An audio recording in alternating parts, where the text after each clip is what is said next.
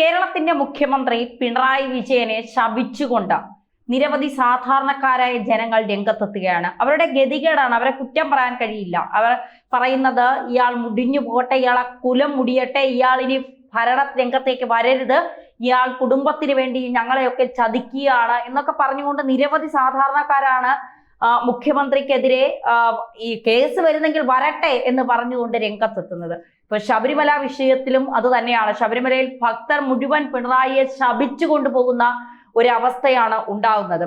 ഇവിടെ ഒരു കന്യാസ്ത്രീ ഇപ്പോ രംഗത്തെത്തി. അവരുടെ രോഷവും പ്രതിഷേധവും ഒക്കെ ഒരു കന്യാസ്ത്രീ അവരുടെ ഒരു കമന്റിലൂടെ അവർ അറിയിക്കുന്നത് ഇങ്ങനെയാണ്.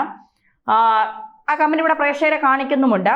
ടീന ജോസ് എന്ന് പറയുന്ന ഒരു കന്യാസ്ത്രീയാണ് ഒരു കമന്റ്, അവർ പറയുന്ന കമന്റ്: അന്നേരമെങ്കിലും ആരെങ്കിലും ഒരു ബോംബ് എറിഞ്ഞ് തീർത്ത് കളയണം അവനെ. നല്ല മനുഷ്യനായ രാജീവ് ഗാന്ധിയെ തീർത്ത ഈ ലോകത്തിന് അതൊക്കെ പറ്റും എന്നാണ്. മുഖ്യമന്ത്രിക്കെതിരെ വധശ്രമവുമായി 2020 നേതാവ് ടീന ജോസ് എന്നൊക്കെ പറഞ്ഞുകൊണ്ടാണ് പലരും വരുന്നത്. ഇത് സെൽട്ടോൺ എൽ ഡിസൂസ എന്ന് പറയുന്ന ഒരു ഫേസ്ബുക്ക് ഐഡിയിൽ ഒരാൾ ഒരു പോസ്റ്റ് ഇട്ടു. ആ പോസ്റ്റിന്റെ താഴെ വന്നിട്ടാണ് ഈ സിസ്റ്റർ ഈ കമന്റ് ഇട്ടേക്കുന്നത്. അപ്പൊ അദ്ദേഹം അതിന് പറയുന്ന മറുപടി ഇങ്ങനെയാണ്: 80 വയസ്സുള്ള നമ്മുടെ CM-നെ ബോംബെറിഞ്ഞു കൊല്ലണമെന്ന് എന്റെ പോസ്റ്റിൽ ആഹ്വാനം നൽകിയ ടീന ജോസ് എന്ന കന്യാസ്ത്രീയുടെ വേഷമണിഞ്ഞ 70 വയസ്സുള്ള ഈ ആറ്റം ബോംബ് ചില്ലറക്കാരിയൊന്നും അല്ല. 2020 പാർട്ടി സാബു ജേക്കബിന്റെ വലം കൈയാണ് ഈ അസുരവിത്ത്.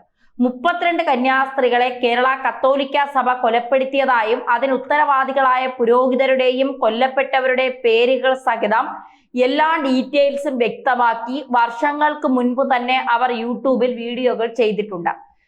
4 ഏപ്രിൽ 2009 ഇവരെ സഭയിൽ നിന്നും കാനോനിക നിയമപ്രകാരം പുറത്താക്കിയിട്ടുള്ളതായി ഇന്ന് CMC കന്യാസ്ത്രീ സഭയുടെ മേലധികാരി പ്രസ്താവന ഇറക്കിയിട്ടുണ്ട്. പല സഹാക്കളും നേതാക്കളും ഇവരുടെ കമന്റിന്റെ അടിസ്ഥാനത്തിൽ പോലീസിൽ പരാതി നൽകിയിട്ടുണ്ട്. ഇവരെക്കുറിച്ച് സംശയമുള്ളവർക്കോ കൂടുതൽ അറിയാൻ താല്പര്യമുള്ളവർക്കോ ഗൂഗിളിൽ അല്ലെങ്കിൽ യൂട്യൂബിൽ അഡ്വക്കേറ്റ് ടീന ജോസ് എന്നോ സിസ്റ്റർ ടീന ജോസ് എന്നോ ചെക്ക് ചെയ്താൽ ഇവരുടെ നല്ല ഡീറ്റെയിൽസും ധാരാളം വീഡിയോകളും കാണാൻ കഴിയും. ഞാൻ കളക്ട് ചെയ്തിട്ടുള്ള ചിലതൊക്കെ കമന്റിൽ കൊടുക്കുകയാണ്. അങ്ങനെ അതേ കമന്റിൽ കൊടുത്തിട്ടുള്ളത്: മുഖ്യമന്ത്രിക്കെതിരെ വധശ്രമവുമായി നേതാവ്, മുഖ്യമന്ത്രിക്കെതിരെ കൊലപാതക ആഹ്വാനം, കമന്റിട്ട കന്യാസ്ത്രീ ടീന ജോസ്, സാബു എം ജേക്കബിന്റെ വിശ്വസ്ത, അത് അങ്ങനെ കുറെ കാര്യങ്ങളൊക്കെ ഇവർക്കെതിരെ ചെയ്തിട്ടുണ്ട്. ഇവരുടെ കമന്റ് ഒക്കെ വന്നിട്ടുണ്ട്. എന്തായാലും മുഖ്യമന്ത്രിക്കെതിരെ ഇങ്ങനെ ആളുകൾ പല രീതിയിലും ഈ വിമർശനവുമായൊക്കെ രംഗത്തൊന്നുണ്ട്. പക്ഷേ ഇത്തരത്തിലുള്ള കലാപാഹ്വാനങ്ങളൊന്നും അംഗീകരിക്കാൻ കഴിയില്ല. നമുക്ക് വിമർശനങ്ങൾ ഉന്നയിക്കാം. പിണറായി വിജയന്റെ നിലപാടുകളോട് നമുക്ക് വിമർശനം ഉണ്ടാകാം. പിണറായി വിജയൻ ചെയ്യുന്ന കാര്യങ്ങളോട് അല്ലെങ്കിൽ ഇപ്പോ പല വാഗ്ദാനങ്ങളും നൽകിയിട്ട് അത് പാലിക്കാതിരിക്കുമ്പോൾ നമുക്ക് വിമർശനം ഉന്നയിക്കാം. സർക്കാരിന്റെ ജനവിരുദ്ധമായ കാര്യങ്ങളിൽ നമുക്ക് വിമർശനം ഉന്നയിക്കാം. അതൊക്കെ നമുക്ക് ചെയ്യാം. അതൊക്കെ ചെയ്യണം. ഒരു നല്ല സർക്കാരായി മാറണമെങ്കിൽ അതൊക്കെ ചെയ്യണം. ഇപ്പൊ ശബരിമലയെ സംബന്ധിച്ചിടത്തോളം നമ്മൾ കണ്ടതാണ്. കഴിഞ്ഞ മണ്ഡലകാലം മുതൽ ശബരിമലയിലെ പ്രവർത്തനങ്ങൾ സുഗമമാക്കേണ്ട സർക്കാർ കയ്യും കെട്ടി നോക്കിയിരുന്നതിന്റെ ഫലമാണ് ഭക്തർ മുഴുവൻ ശബരിമല ബഹിഷ്കരിക്കുന്ന രീതിയിലേക്ക് എത്തിയിരിക്കുന്നത്. ഇനി അവർ ശബരിമലയിലേക്ക് വരില്ല. ഭക്തരെത്താതിരുന്നാൽ സർക്കാരിന് വരുമാനമുണ്ടോ? സർക്കാരിന്റെ വരുമാനത്തിന്റെ ഒരു സ്രോതസ് എന്ന് പറയുന്നത് ശബരിമലയിലെയും അല്ലെങ്കിൽ ഇത്തരത്തിലുള്ള അമ്പലങ്ങളിലും ഒക്കെ ഒരു വലിയ പണശേഖരമാണ്, അല്ലെങ്കിൽ അവിടെ നിന്ന് കിട്ടുന്ന പണമാണ്. അതൊക്കെ പോകുന്ന ഒരു അവസ്ഥയിലേക്ക് കൊണ്ടെത്തിച്ചതും സർക്കാർ തന്നെയാണ്. അപ്പൊ ഈ സർക്കാർ ഇത്തരത്തിലുള്ള നിലപാടുകൾ സ്വീകരിക്കുമ്പോഴാണ് ജനങ്ങൾ പറയുന്നത് മുടിഞ്ഞു പോട്ടെ, കുലം തന്നെ മുടിയട്ടെ, ഇനി CPM എന്ന് പറയുന്ന ഒരു സർക്കാർ വന്നാലും പിണറായി എന്ന് പറയുന്ന ഒരാൾ ഭരണത്തിൽ വരരുത്, അല്ലെങ്കിൽ അധികാരത്തിൽ വരരുത്.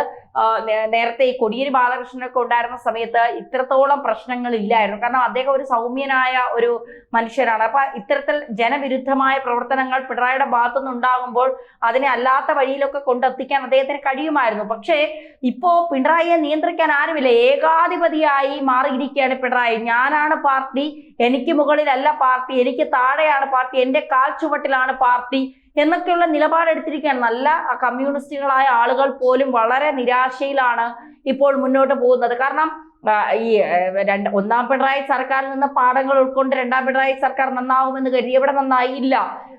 ആശാ വർക്കർമാർ എത്രയോ നാളുകളായി സമരം ചെയ്യുന്നു. അവസാനം തിരഞ്ഞെടുപ്പ് സമയമാകുമ്പോൾ കുറെ വാഗ്ദാനങ്ങൾ കൊണ്ട് ഈ സർക്കാർ വരും.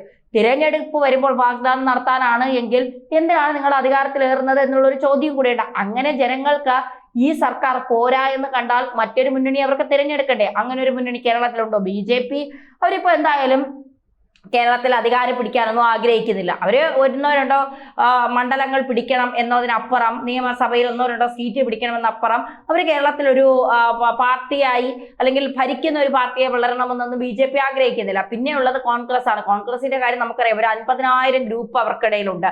അവർക്ക് പോലും അറിയില്ല ഏത് ഗ്രൂപ്പാണെന്നുള്ളത്.